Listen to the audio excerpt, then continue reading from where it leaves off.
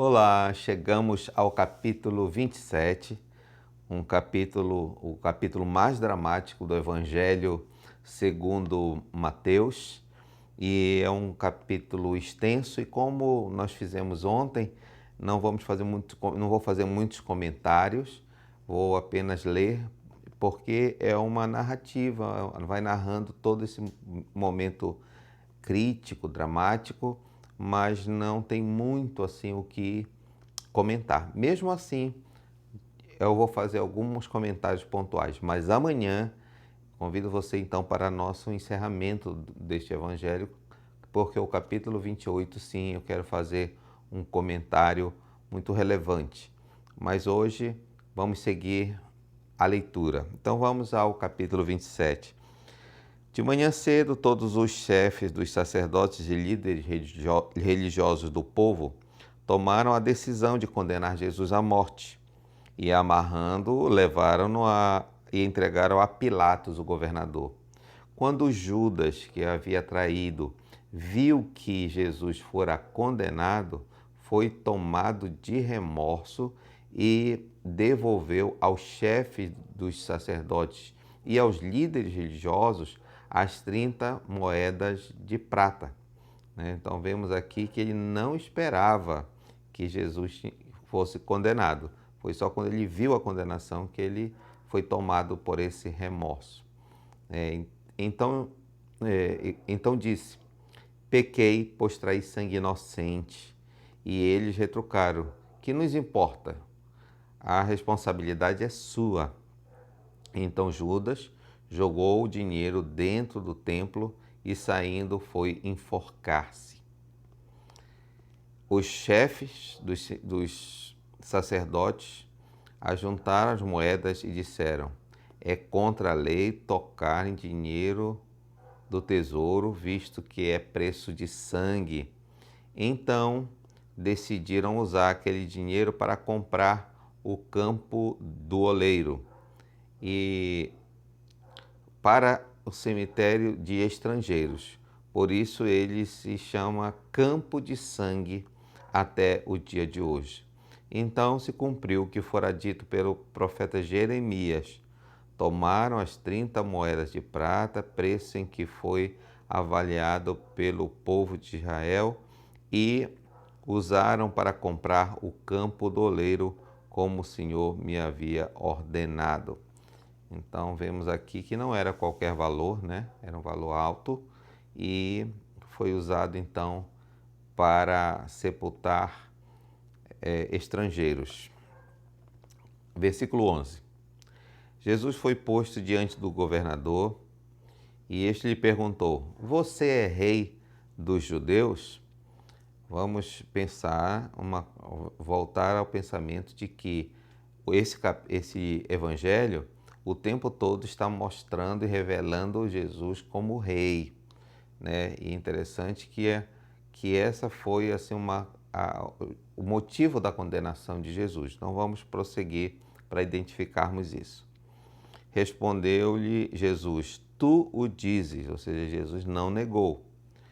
Acusado pelo chefe dos sacerdotes, pelos líderes religiosos, ele nada respondeu. Então Pilatos lhe perguntou: você não ouve a acusação que eles estão fazendo contra você? Mas Jesus não lhe respondeu nenhuma palavra, de modo que o governador ficou muito impressionado. Por ocasião da festa, era costume do governador soltar um prisioneiro escolhido pela multidão. Eles tinham, naquela ocasião, um prisioneiro muito conhecido chamado Barrabás.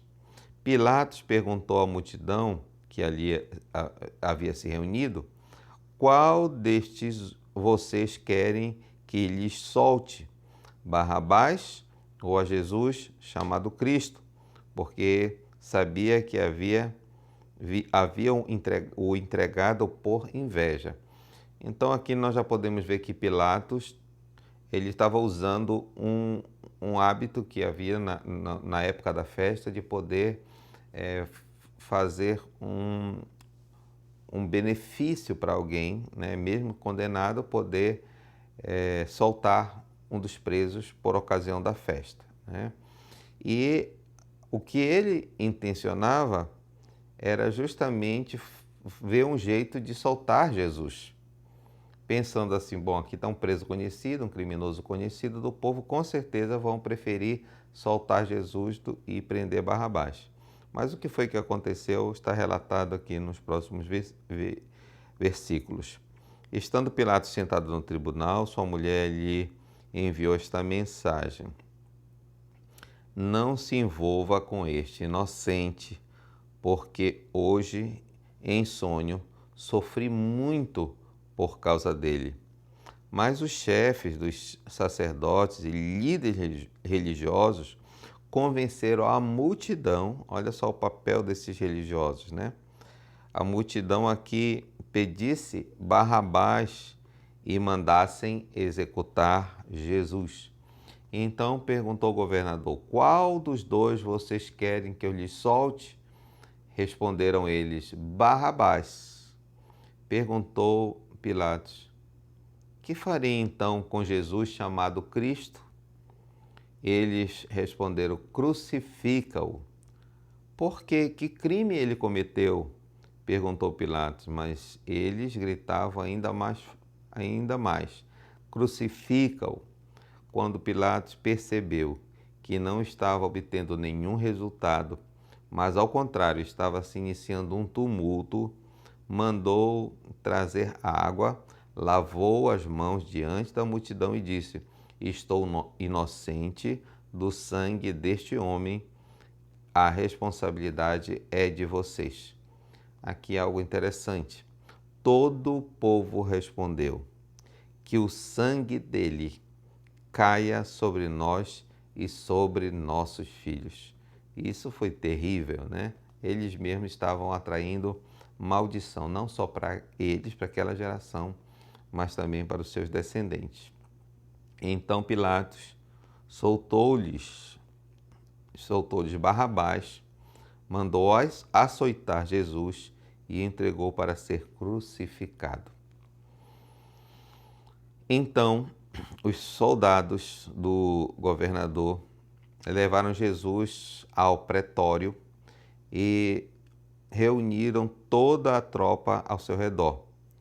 Tiraram-lhe as vestes e puseram nele um manto vermelho, e fizeram uma coroa de espinhos e colocaram em sua cabeça. Puseram uma vara em sua mão direita e, ajoelhando-se diante dele, zombaram dele: salve, rei dos judeus! Insistindo nesse ponto de que ele estava sendo condenado por ser o rei dos judeus. O interessante é que o rei dos judeus era esperado, mas eles não o reconheceram dessa forma e estavam fazendo isso de forma irônica, né? Cuspiram nele, tirando-lhe a vara, batiam com ela na cabeça, e pensando que ele já estava com uma coroa feita de espinhos na cabeça. Quão terrível deve ter sido essas dores, né, que ele sentiu. Depois de terem zombado dele, tiraram-lhe o manto e vestiram as suas próprias roupas. Então o levaram para crucificá-lo. Aqui a crucificação, né, o momento mais dramático de toda essa narrativa, a partir do versículo 32, que diz assim: ao saírem, encontraram um homem de Cirene chamado Simão e o forçaram a carregar a cruz. Chegaram a um lugar chamado Gólgota, que quer dizer lugar da caveira, e lhe deram para beber vinho misturado com fel, mas ele, depois de prová-lo, recusou beber. Depois de o crucificarem, dividiram as roupas dele, tirando sorte, e sentando vigiaram por ali. Por cima da sua cabeça colocaram por escrito a acusação feita contra ele. Aqui eu quero chamar a sua atenção. Desde o início do livro, do Evangelho, eu tenho falado dessa questão de Jesus estar sendo mostrado como rei. Quando um preso era crucificado, era colocado sobre ele a razão pelo qual ele estava sendo crucificado, estava sendo punido, qual era a sentença, né? E qual a acusação.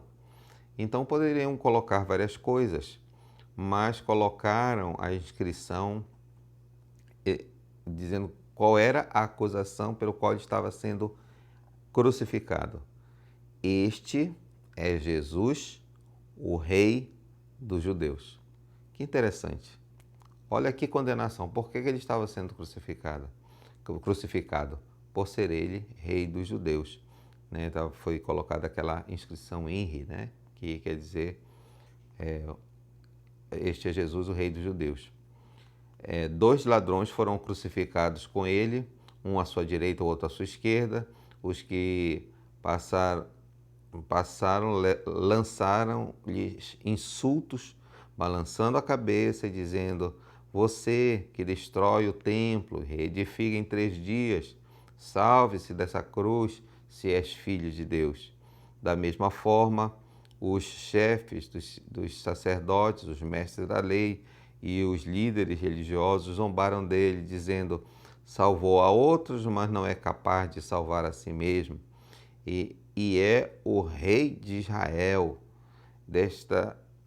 Desce agora da cruz e creremos nele. Ele confiou em Deus, que Deus o salve agora, se dele tem compaixão, pois disse: sou filho de Deus.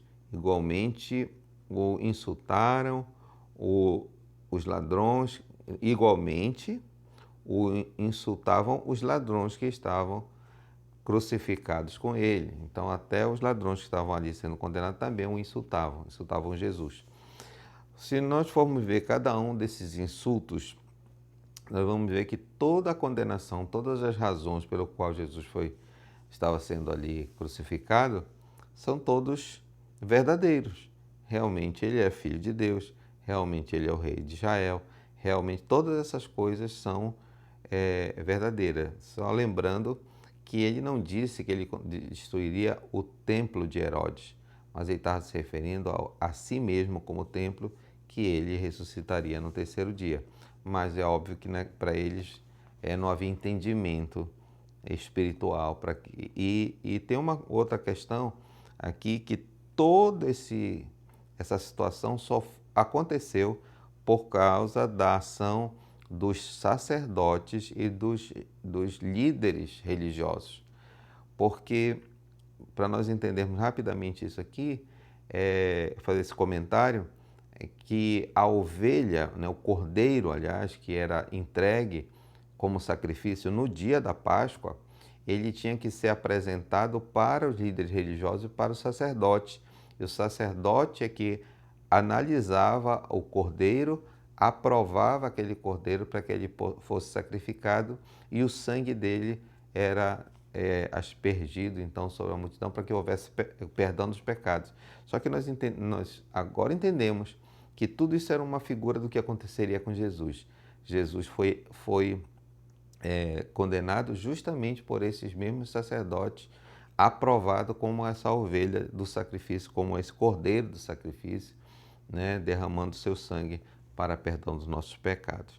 A partir do versículo 45 diz assim: e houve trevas sobre toda a terra, do meio-dia até as 3 horas da tarde. Por volta das 3 da tarde, Jesus bradou em alta voz: Eloi, Eloi, lama sabachthani, que significa: meu Deus, por que me desamparaste? Quando alguns dos que estavam ali ouviram isso, disseram: ele está chamando Elias. Não estavam conseguindo entender o que ele estava falando.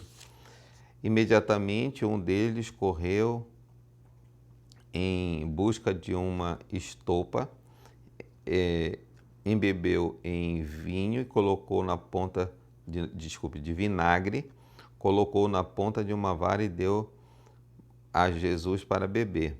Mas os outros disseram: deixa-no, vejam se Elias vem salvá-lo. Depois de ter bradado novamente em alta voz, Jesus entregou o Espírito. Naquele momento, o véu do santuário rasgou em duas partes, de alto a baixo. A terra tremeu, as rochas se partiram, os sepulcros se abriram, os corpos de muitos santos que tinham morrido foram ressuscitados, e saindo do sepulcro depois da ressurreição, saindo dos sepulcros depois da ressurreição de Jesus, entrando na cidade santa e aparecendo a muitos.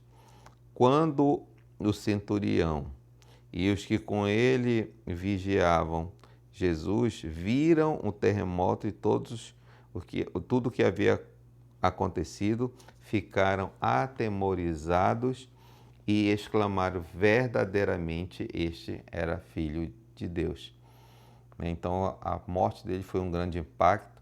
Lembrando a você que a intenção de Mateus não era dar uma narrativa muito detalhada do sofrimento, das coisas do lado humano de Jesus, por isso você vai encontrar muito mais detalhes no Evangelho de Lucas, né? Os outros evangelhos também vão narrar algumas coisas mais detalhadas desse momento, porque a ênfase era só mostrar como se deu a condenação, a razão da condenação e a crucificação de Jesus. Muitas mulheres estavam ali observando de longe. Elas haviam seguido Jesus desde a Galiléia para o servir. Entre elas estava Maria Madalena, Maria, mãe de Tiago e de José, e a mãe dos filhos de Zebedeu. Ao cair da tarde, chegou um homem rico de Arimateia chamado José, que se tornou discípulo de Jesus. Dirigindo-se a Pilatos, pediu o corpo de Jesus e Pilatos ordenou que lhe fosse entregue. José tomou o corpo, envolveu em um lençol de linho limpo e colocou no sepulcro novo que ele havia mandado cavar na rocha. E fazendo rolar uma grande pedra sobre a entrada do sepulcro, retirou-se. Maria Madalena e a outra Maria estavam assentadas ali em frente ao sepulcro. Quando nós vemos isso aqui, tem um detalhe muito interessante. Como aconteceu no capítulo anterior, Jesus ele foi ungido, né, com unguento, né, para que fosse sepultado antes mesmo de ter morrido. Quando aquela mulher veio, quebrou ali, derramou do vaso de alabastro aquele nardo, fazendo com que o seu corpo fosse ungido, porque não ia dar tempo, porque aqui aconteceu no sábado, o sábado estava começando e não podiam tocar em morto, por isso as coisas foram muito rápidas. Então Jesus recebeu um unguento do melhor, né, para o seu corpo, e também foi sepultado num lugar nobre, né, porque o José de Arimateia era um senador, um homem rico, influente, tanto que ele conseguiu pegar o corpo de Jesus, envolveu em linho e o sepultou num sepulcro novo, né, que era uma coisa assim mais para as pessoas ricas, né, mostrando que Jesus, até os cuidados em relação à forma como Jesus foi sepultado. A partir do versículo 62, então lemos assim: no dia seguinte, isto é, no sábado, os chefes dos sacerdotes fariseus dirigiram-se a Pilatos e disseram: Senhor, lembramos que enquanto havia estado vivo, aquele impostor disse: depois de 3 dias ressuscitarei. Ordena, pois, que o sepulcro dele seja guardado até o 3º dia, para que não venham seus discípulos, roubando o corpo, digam ao povo que ele ressuscitou dentre os mortos. Este último engano será pior do que o primeiro. Levem um destacamento, respondeu Pilatos. Podem ir e mantenham o sepulcro em segurança como acharem melhor. Eles foram e armaram um esquema de segurança no sepulcro e, além de deixarem um destacamento montando guarda, lacraram a pedra. Então eles fizeram de tudo ali porque por não crerem, né, que Jesus ressuscitaria e que poderiam fazer, os discípulos de Jesus poderiam então forjar isso. Então, para quem entenda o que vai acontecer a partir do capítulo 28, que nós leremos amanhã, vamos entender isso aqui direitinho e ver como que se deu, mesmo com todos esses cuidados aqui, se cumpriu o que Jesus tinha falado. Realmente ele ressuscitou. Então, amanhã, convido você então para a gente ler o capítulo 28 e passar por esse entendimento muito necessário para esse desfecho todo.